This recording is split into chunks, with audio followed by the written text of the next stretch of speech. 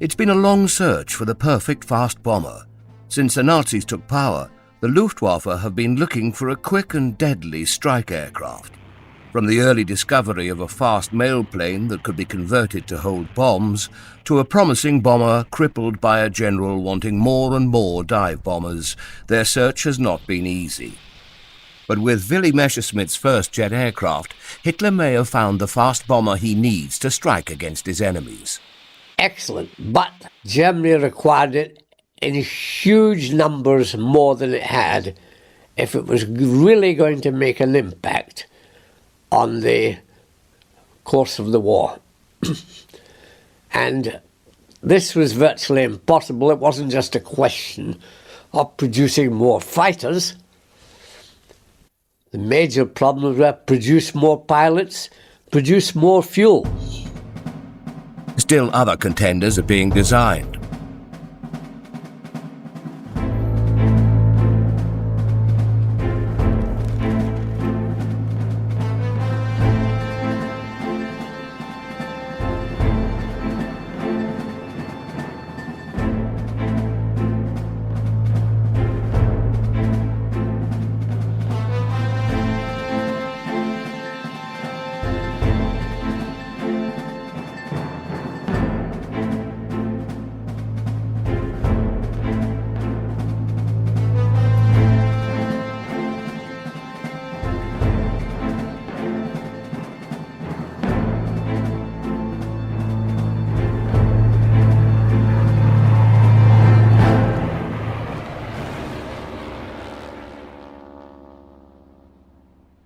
While Messerschmitt has his people working tirelessly to accommodate the Führer's demand for an Me-262 Schnellbomber, there is another aircraft that might do the job just as well.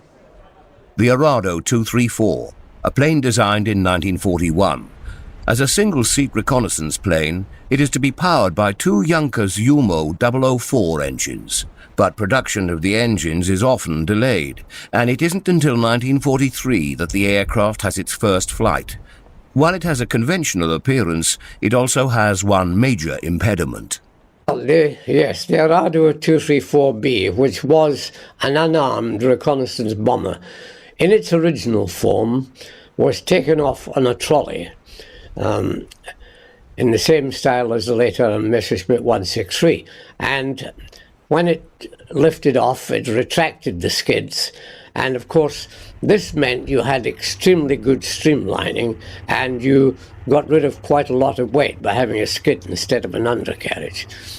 But when you landed, of course you were landing on a skid and you had to be removed from the runway or the airfield by tractor and then pulled back in, reloaded and put back up in the trolley. And the whole process, frankly, was far too cumbersome for operational needs.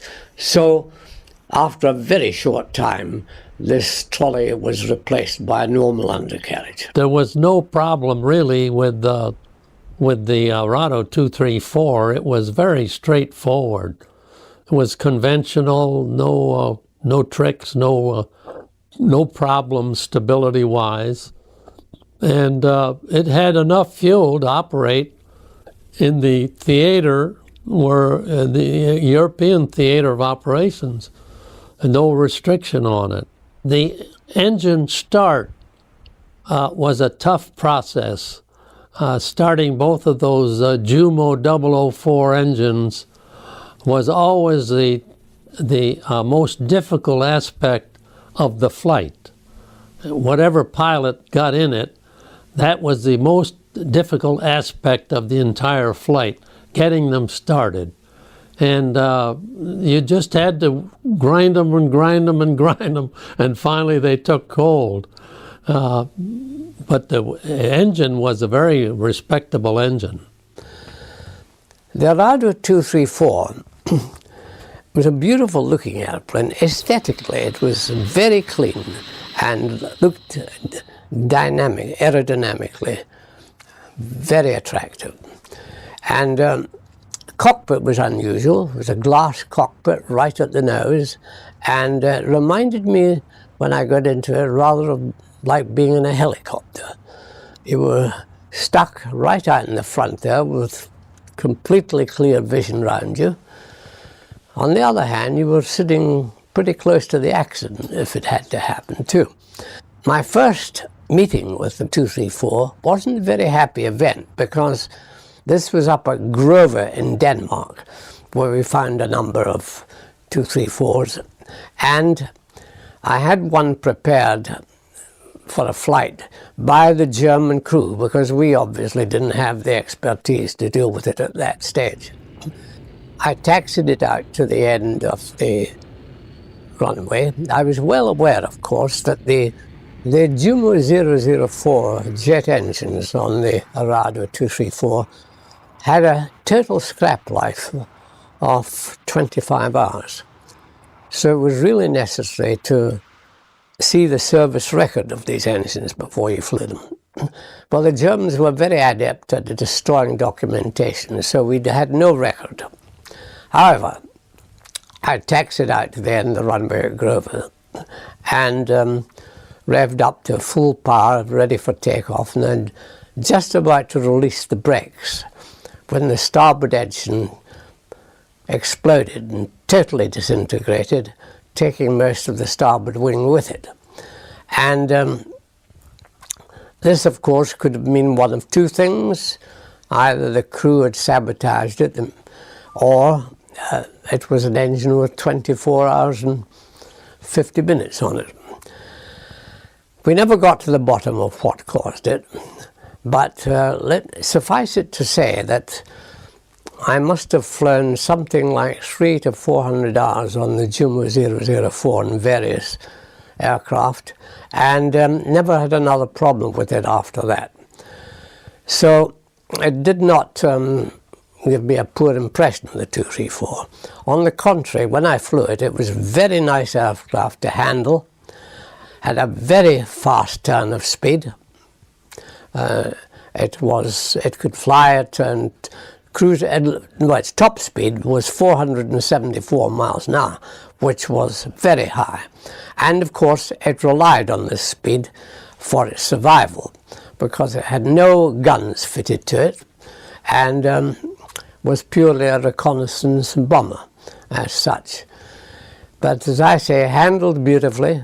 It was straight wing, was not swept wing, and made a very good impression. While the Luftwaffe does have designs for these jet-powered planes, manufacturing enough of them to make a difference is proving to be a challenge. Between a lack of raw materials and the constant Allied bombing, it is proving difficult to supply their pilots with these bold new machines. Only unit to actually become operational with the Schnellbomber Me-262 was KG-51, which was an old bomber unit which converted complete to the Me-262 bomb carrier. Now they were actually, 262s actually used under bridges at Remagen. The perfect opportunity to employ a Schnellbomber comes late in 1944, as the Allies have breached the beaches of Fortress Europe and pushed in toward Germany. Ludendorff Bridge, a massive structure that crosses from Remagen to Erpel over the Rhine and into the heart of Germany. Hitler's scorched earth campaign called for the destruction of such timeless architecture in defense of the Reich. But the solid stone structure of the bridge may be more than he bargained for. After the 9th Infantry captures and holds the bridge from ground attacks, it is the jet-powered Me-262 Schnellbomber that is called in to finish the job. But the bridge takes the beating and continues to stand. Squadrons of Arado 234s also attempt to knock down the structure, but they too have little visible effect.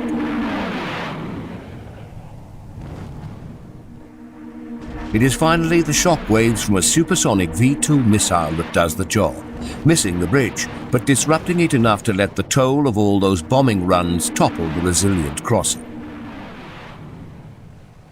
Though these jet-powered bombers have proven to be quite effective as the war continues, the Luftwaffe simply cannot find enough resources to make them the front line of air attack for the Third Reich. With the Allies pushing further and further towards Berlin, these planes are the exception rather than the rule. Perhaps the answer to finding the perfect Schnellbomber is not to innovate the engines, but to innovate the entire design and structure of the plane. Just such a design may be on the way from a very unique mind, Dr. Richard Vogt of Blom and Voss. While still a student, Vogt met famed aircraft designer Ernst Heinkel and became inspired to take up a career in the aviation industry. Then, while working at the Zeppelin works during the First World War, he met another great aviation mind, Claudius Dornier. After enrolling at a technical university and receiving his doctorate, Vogt is sent by Dornier to Italy and then Japan, where he spends a decade designing aircraft in partnership with the Kawasaki Dockyard Company. Returning to Germany in 1933, as Hitler rises to power, Vogt finds himself working for the shipbuilder Blom und Voss, and it is here that he begins work on conventional aircraft before getting underway on his most famous creation, an aeroplane that some think may be a little off-kilter, the BV-141. Answering a call for a tactical reconnaissance plane, Vogt designs a distinctly different aircraft, one with a single engine and a gondola-like crew cabin on the starboard side to hold a pilot, observer and gunner. On the port, the BMW 801 radial engine trails out into a tail. While it may look unstable, and initial expectations are that it will be difficult to control, Vogt has factored into his design the weight differences between the two halves. This weight difference actually works to counterbalance the torque of the single engine, and the aircraft is found to handle quite well. The BV Blom & Voss 141 was in fact a very peculiar looking airplane. The idea was that if you were attacked, this airplane, the pilot would roll it onto its left side, and it was claimed that it could fly along in this position perfectly straight, and therefore the tail gunner in the small cabin had a completely free field of fire because he had no tailplane to shoot off of his own tailplane, and this was the theory. I think it was a bit far-fetched. I flew the aircraft once, and although I would say up to quite a marked degree you could keep it flying straight on one side, vertically, I think it was a bit of a nonsense, frankly. And it gives you a very funny feeling as a pilot. I always felt when I was flying this thing I'd forgotten something because there were bits and pieces missing everywhere.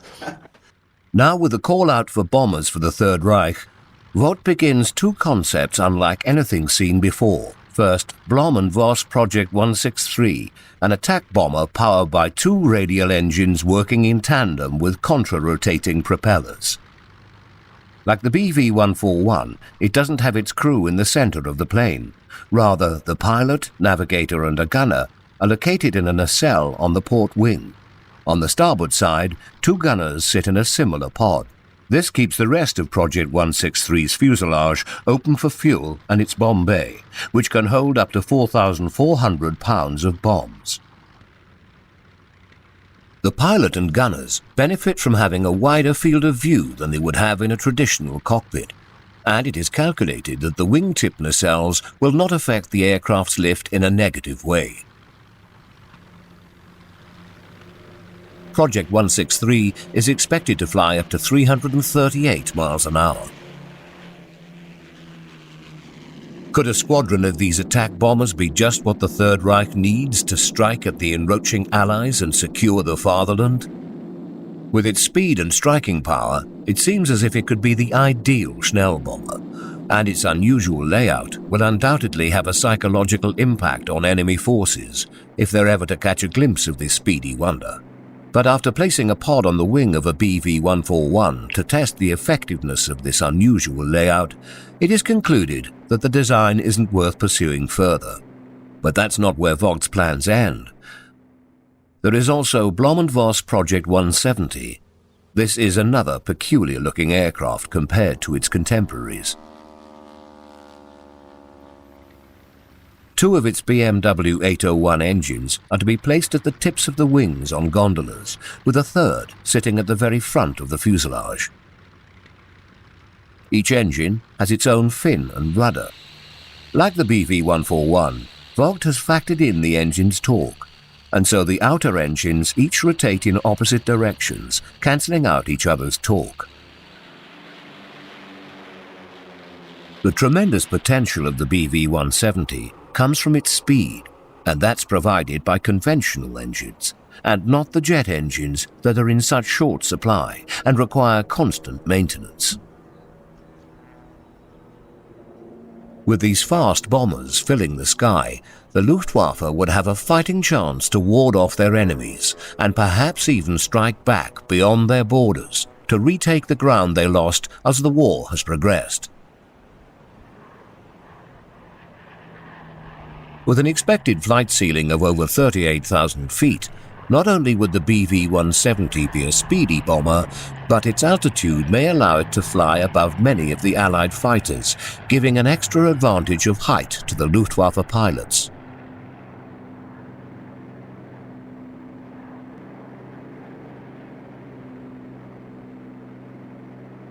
Two cockpit designs are drawn up, but both have one commonality that sets them apart from other aircraft.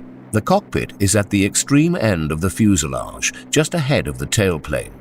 The first design is set to have the bomber or radio operator sitting ahead of the pilot within the cylindrical section of the fuselage. The second reverses these positions and lengthens the visible portion of the cockpit. Project 170 is expected to hold up to 2,000 kilograms of bombs on mounts under its wings, and with its three powerful radial engines giving it a potential speed of up to 510 miles an hour, this bold design may be the perfect Schnellbomber.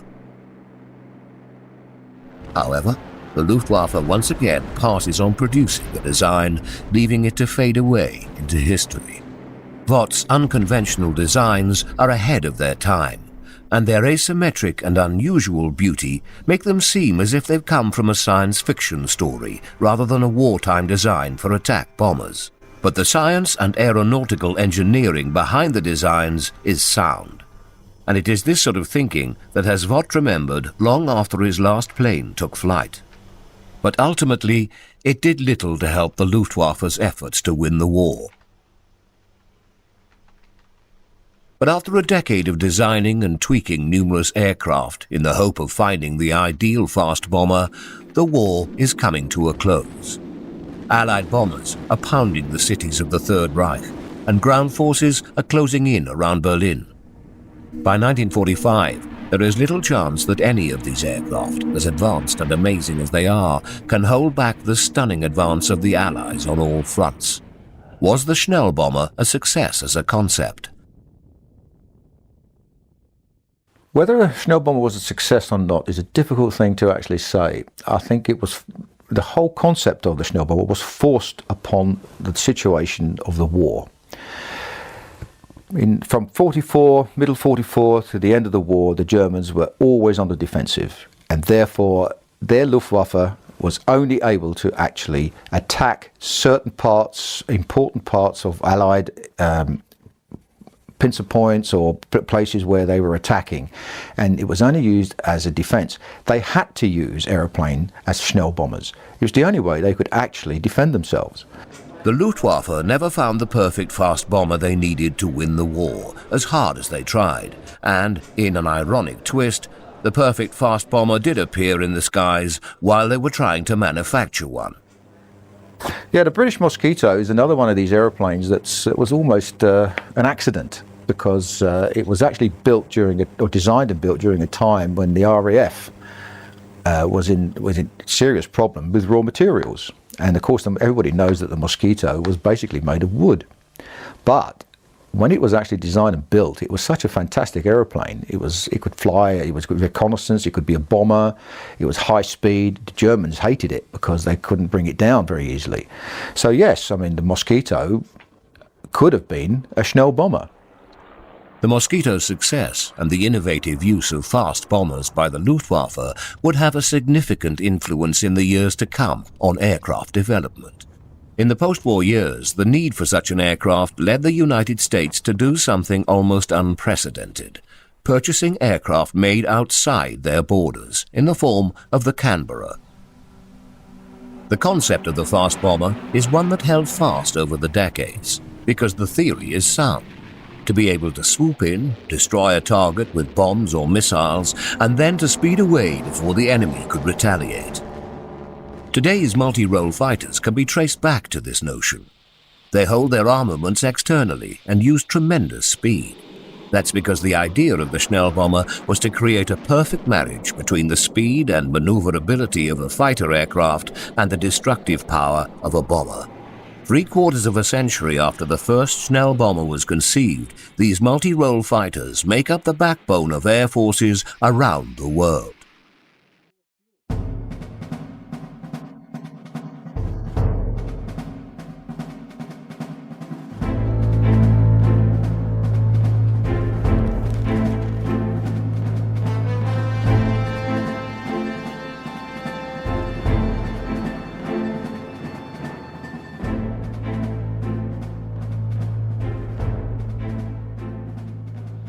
As the storm clouds of World War II darkened the skies over Europe, Nazi Germany's Air Ministry requested designs for a high-performance aircraft that could combine the role of ground attack fighter and heavy-duty dive bomber.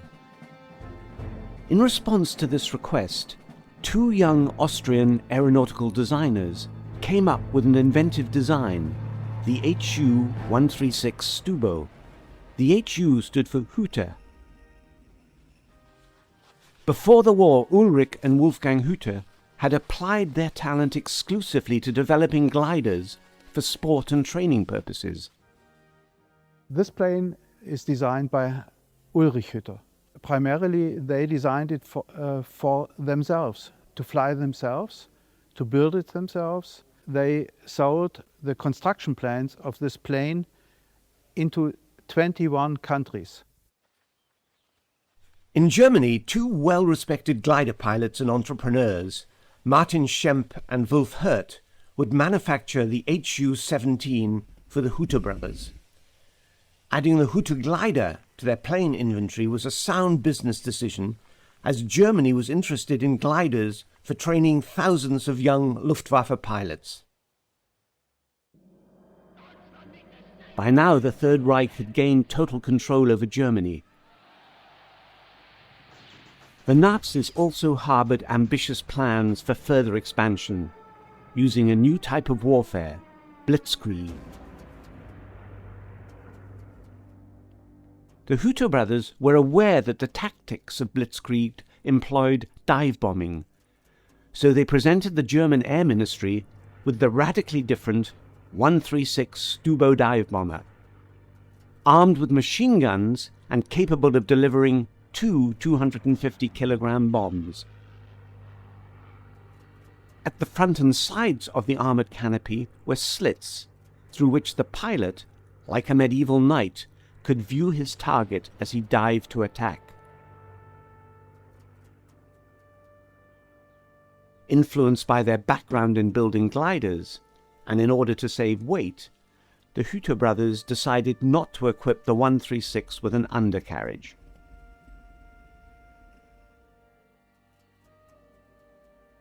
Instead, as with this German transport glider, the Stubo would employ a detachable dolly, used purely for takeoff and jettisoned once the aircraft was airborne. When it came to landing, the gliders relied entirely upon a retractable central skid. Although not having an undercarriage made ground handling difficult, it did achieve a considerable saving in weight. But landing the Stubo dive bomber on a skid posed a problem for the Hüter brothers. While the gliders had no propeller, their dive bomber did. The Hüter brothers solved this problem in a typically inventive way. At the end of each mission, as the Stubo approached its base, the pilot would fire explosive charges to eject the propeller blades, thus allowing the 136 to land on a skid. The fact that the Air Ministry gave the Stubo an official designation is evidence that the dive bomber's design was taken quite seriously.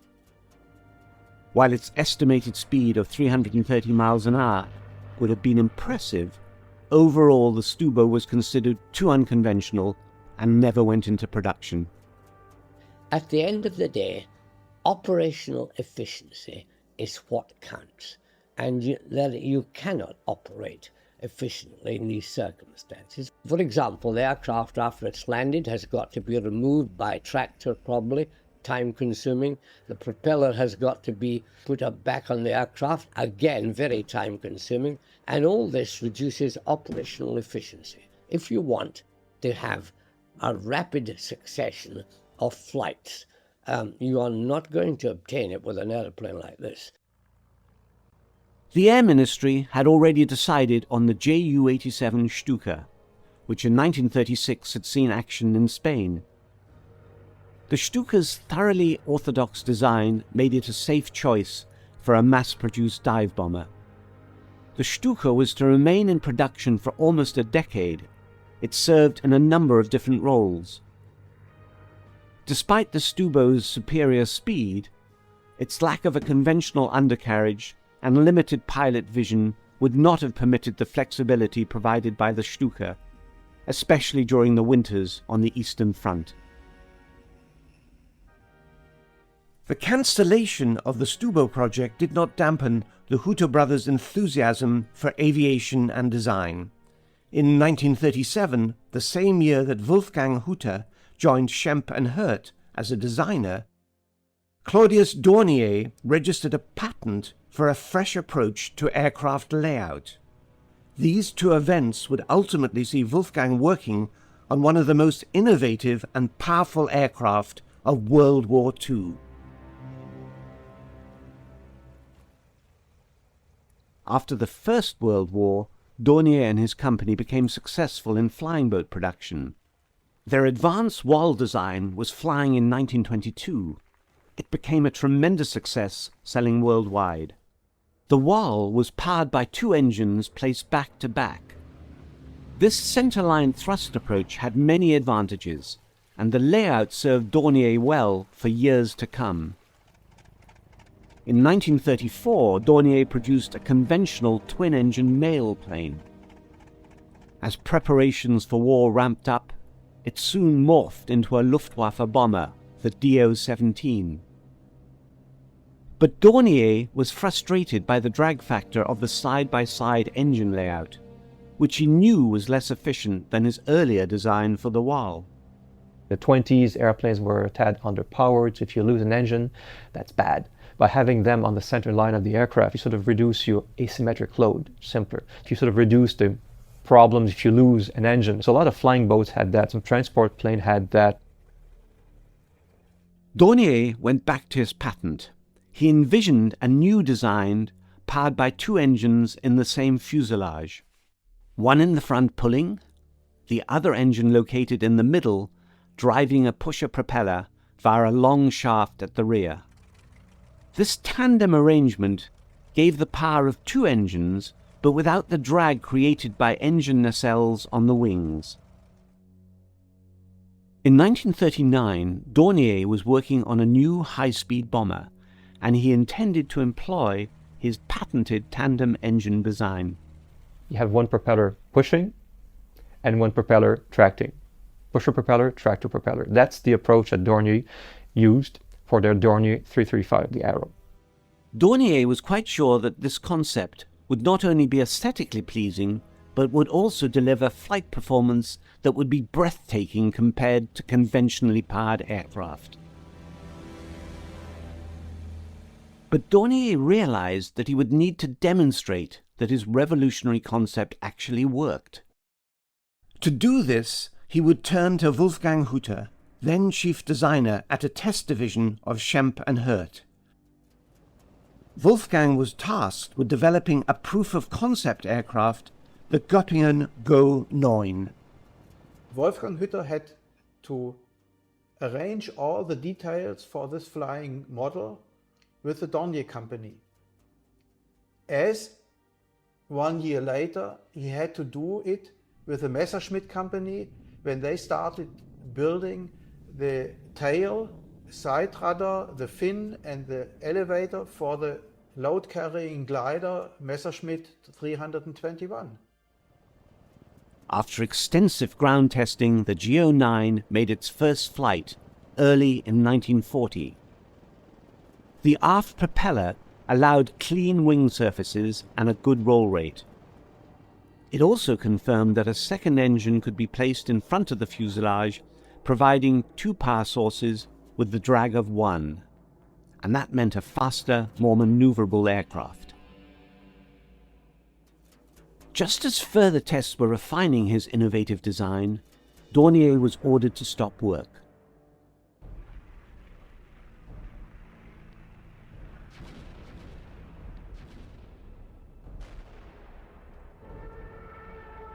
With the war going so well for Germany, Göring dictated that all long-range development of new aircraft be cancelled.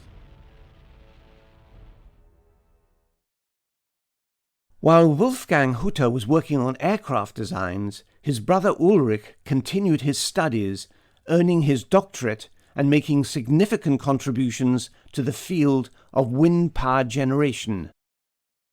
Uli Hütter beschäftigte sich zu dieser Zeit aber bereits mit der Auslegung von Windkraftwerken, von Windturbinen oder Windenergieanlagen. Und das ist seine Erfindung, die weltweit die Windturbinen revolutioniert hat, indem er die Erkenntnisse aus dem Segelflug, lange, schmale Flügel, umgesetzt hat in den Rotor, die bis dahin meistens kurze, breite Flügel hatten, manchmal viele, meistens viele. Und er hat gesagt, 2 oder 3 schlanke, lange Flügel bringen mehr Wirkungsgrad. Ulrich's talents would soon be channeled back into the war effort. He joined the FGZ Research Institute in Stuttgart, where he would lead a number of advanced scientific and military research projects. Recovering pilots shot down on enemy territory was a concern for the Luftwaffe, as each day experienced airmen became harder to come by through the attrition of war. Ulrich was part of a project to attach rescue pods on the wings of aircraft which could be used to spirit away stranded pilots. Aircraft like the Me-109, Ju-87, KL-25 and Focke-Wulf 190 were tested with such pods. These aircraft might also have delivered injured troops on the front lines back to German hospitals to receive medical care. In addition to serving as ambulances, these aircraft could also be used as stealthy troop transports. A modified Messerschmitt 109 could drop a pair of soldiers or spies on a secret mission into the heart of enemy territory.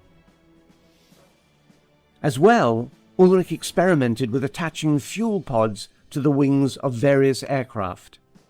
Like other German scientists of his era, concerned with the area rule, he attempted to find the most aerodynamically efficient design possible. While Ulrich continued his research, in 1942, Claudius Dornier submitted an updated proposal of the Do 335, the aircraft his brother Wolfgang had helped to develop. This time, the German Air Ministry gave the project the green light. Finally, in October 1943, Claudius Dornier was to see his chief test pilot take the company's crowning achievement, the Do 335 Arrow, on its first flight. The 335 was huge for a fighter, as big as many German bombers of the time. The question on onlookers' minds was how would it handle, like a bomber or a fighter? First flew in the fall of 1943. Quite a large machine. I mean, the thing was huge. Again, it was not designed for subtlety. There's nothing subtle about a Dornier 335. It's a brutish airplane, very fast. Weighing in at 11,500 pounds, the Arrow was a giant compared to the diminutive 1,500-pound GO9 test aircraft, which had proved the concept.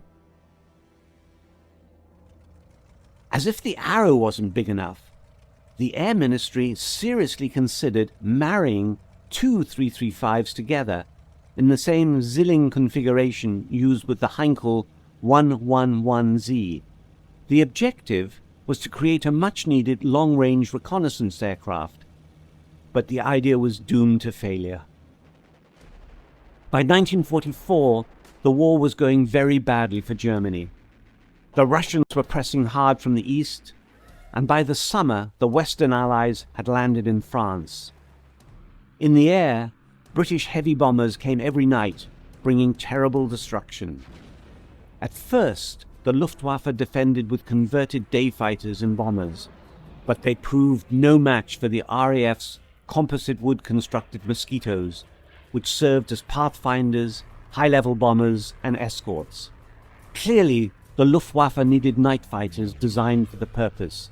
By 1942, the Luftwaffe was looking for a next generation of night fighters. The Heinkel 219 would be this fearsome aircraft used against Allied bombers, well, mainly British ones.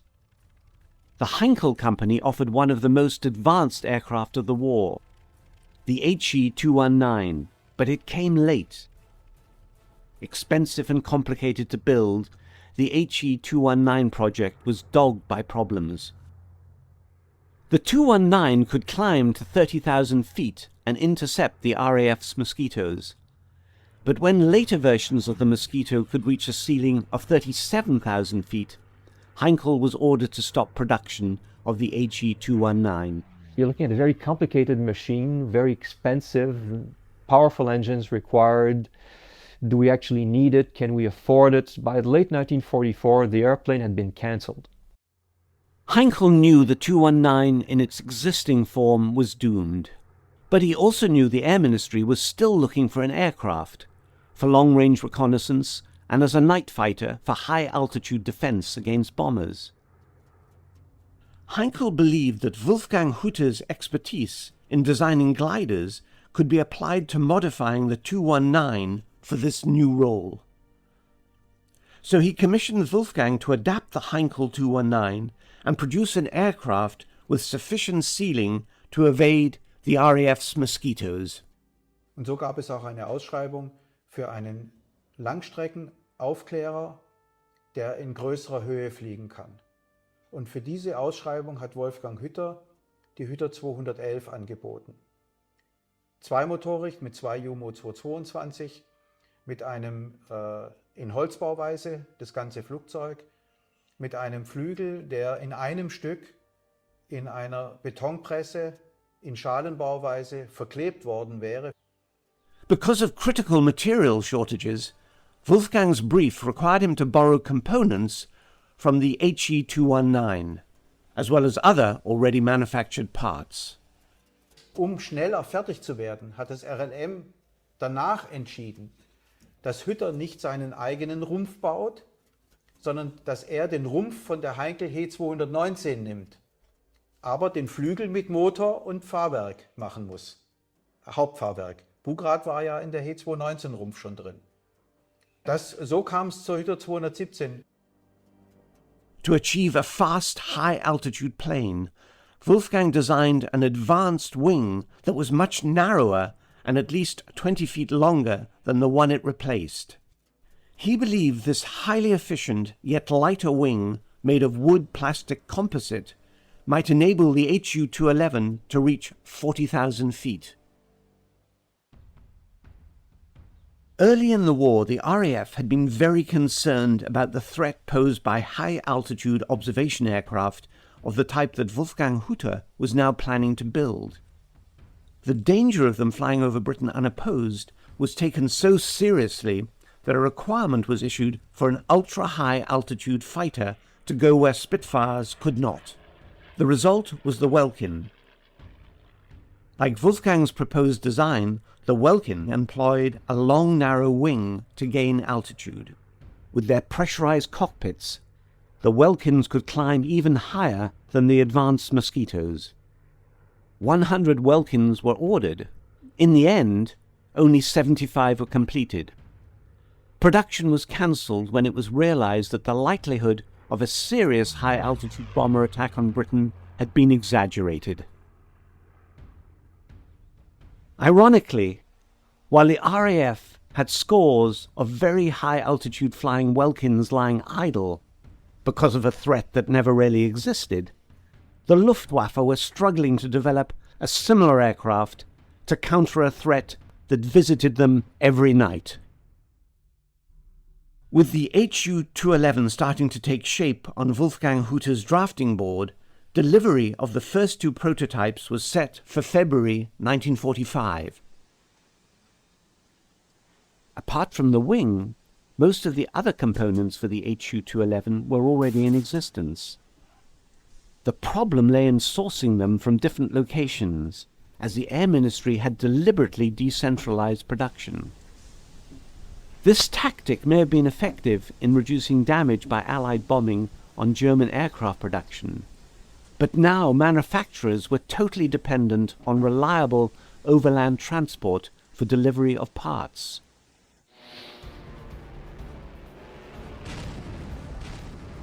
The supply of materials to factories was being seriously impeded as roads and railways were disrupted by Allied fighter bombers, now flying from their advanced bases in France and Belgium.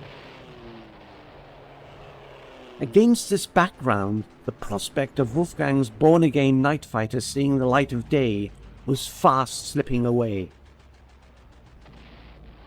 Other German aircraft like the Heinkel 162 jet fighter, also largely made of wood, were designed and built from scratch in an incredibly short time. Over 300 of these single-engine jets were made in just a few months. They did fly and in a few instances fought. However, the 162 was small and could be built underground in tunnels and disused mines where there was no threat from Allied bombs. By contrast, the 211 had now become a large plane with an 80-foot wingspan, so underground assembly was not an option. In any event, the HU-211 was never completed. In 1944, the two prototypes of Wolfgang's nocturnal homeland defender were destroyed in an airstrike. Ironically, there was probably no need for the HU-211, or even the HE-219 for that matter, because Dornier's tandem-engined fighter could actually reach the same altitude as the most advanced Mosquitoes, and it was just going into production as the war ended. Had the German Air Ministry accepted Dornier's proposal for a tandem-powered heavy fighter in 1942, an extremely advanced night fighter was in fact available. All that was required was the addition of radar to the two-seat trainer version, which was always contemplated. In May of 1944, the 219 was cancelled, and Hitler finally ordered the 335 into immediate production. But by then, the die was cast. The Dornier solution would come too late. Before the war, the Hütter brothers and their partners Schempp and Hirth had enviable reputations within the glider community. They were designers and pilots at the top of their game. After the war, Schempp and Hirth re-emerged as builders and innovators of extremely advanced gliders, and the company is still thriving today. As for the Hütters, they never really enjoyed the recognition they deserved during the war as they transitioned from glider to propeller power. But Ulrich Hütter did eventually master propellers, and in a very big way. After the war, his achievements in designing wind-powered generators became legendary. His airfoil-type fiberglass blades with variable pitch were light in weight and highly efficient.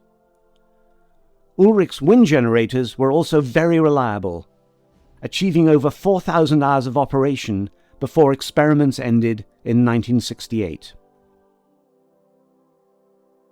Wolfgang Hütter turned his attention back to a glider project that he had just brought to fruition at the beginning of the war. The Gauffier was a side-by-side training sailplane which for the first time allowed dual instruction for glider pilots.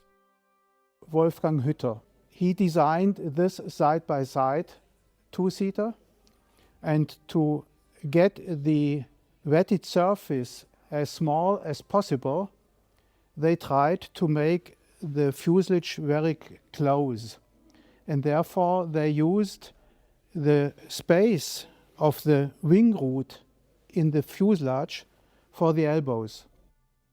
By 1945, the Hütters had built 120 of these trainers for the German Air Ministry. Because of its success, the Gauvier-type glider went back into production in 1951. Its aerodynamic wing roots were built by an entirely new method that is employed today for the construction of fiberglass gliders. The fairing between the fuselage and the wing. As far as I know, for the first time ever, they used fiber-reinforced plastics to build this fairing. The very complicated shape of such a fairing, three-dimensional curves and interconnections and intersections may make very difficult to build it with wood, with plywood, or even with balsa. It's not so easy. Though the Hütter brothers' innovative aircraft, the Stubo HU-136, did not take flight, their passion for aviation and engineering lives on in modern-day gliders and on wind farms around the world, inspiring new generations of pilots and conservationists.